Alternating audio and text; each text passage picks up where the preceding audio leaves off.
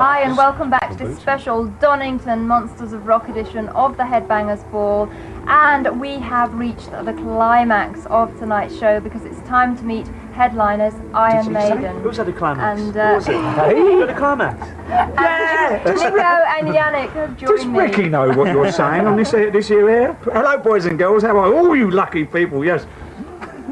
It's Jan the man. Hello. No, Still the good looking man in the band, and that nice to know.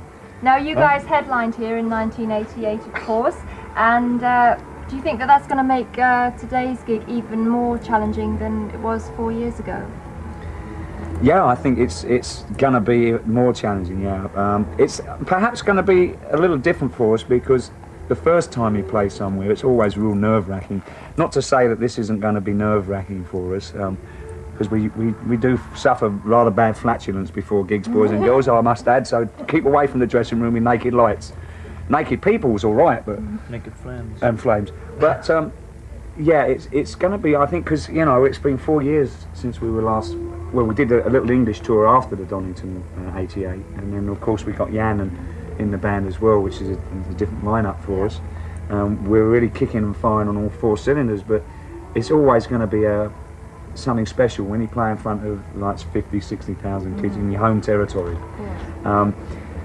So I'm feeling pretty good at the moment. I don't know what, you know, 10 minutes before the show tonight is another story. And we're in getting changed for the show, but it's going to be real special, and it's always... So Donington has a mystique about it all of its own compared to any other festival around the world. Not to say they're not as good as in terms of bills and having fun, but there's something about this whole show that's it's insane.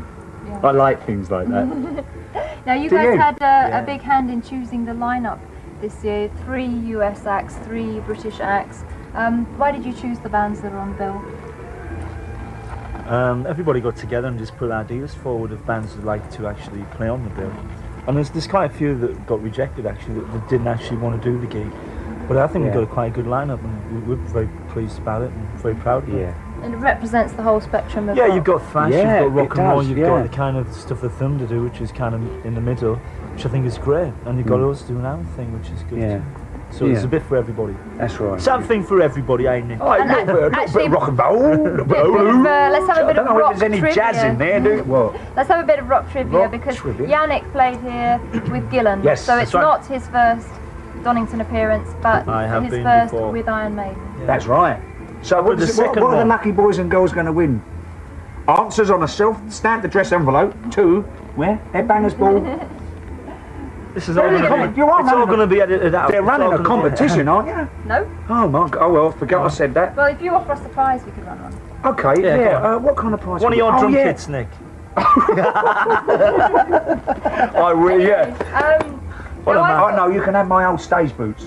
Oh, you don't want them. Nobody wants them. Really? I don't want them. That's why. I saw you play at the Super Rock in Germany, and it seems that you're really enjoying the live environment more than ever. You seem to have a really good morale in the band. Is that like kind of the most enjoyable aspect of Maiden for you now? Oh yeah, for me most definitely. I mean, Jan's probably. I love to play live, and that's I think why everybody does it anyhow, to actually play live. Yeah, it's definitely. I mean, it's 2 tours. Excuse me. Sorry.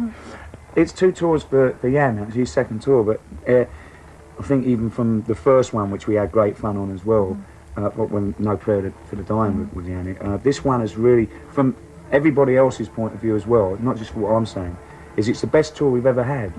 For fun and energy, and we're playing the best we've ever played. And people probably think, you can't be serious, you're really good all the time, right? No. And please. I witnessed you at really Mannheim, and you were just having such a good time. Yannick and Dave were like sparring with each other. It was just really cool. Fun. You know, to me that's what a rock and roll gig should be. It should be fun. I think people forgot about that for a while. And it's back, we're having good fun. That's right. Now, how on earth did you go about choosing the set for this show? Because you've got so much material, of course, the new album, Fear of the Dark. Well, what we did was, when we went to America and South America, well, we had 2 different shows. We had the American show, because we only usually play, an hour and 35 minutes, an hour 40. And we get to play around an hour 50, 55 to 2 hours, you know, in Europe and everywhere else. So what we did was we kept the same show format that we had in America, and we put in originally 4 songs, didn't we? And we found that we were running a little bit longer than we needed to. So we pulled one of them out, and we just added an extra 3 songs.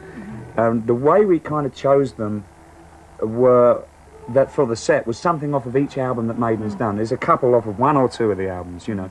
But to try and make a cross-section of everything that Maiden's done, we took at least 1 song from each album. And what you try to do also is to make the whole concert work together. So the songs, pardon me, you can pick songs that perhaps people feel are not the best songs, but they work best in that set.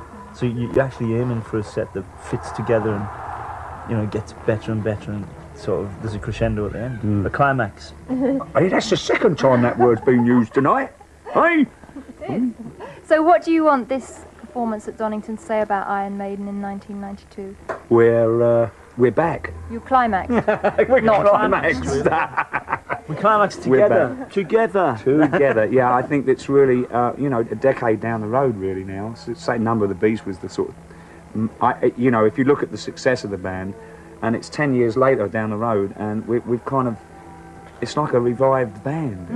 Well, revived is not maybe the word, but it's like definitely a stronger band than it has ever been. And I think some people, you know, some of your critics kind of look at you and go, oh, you're getting on a bit past it, you know. And I think what tonight's going to do is it's going to be like, we told you.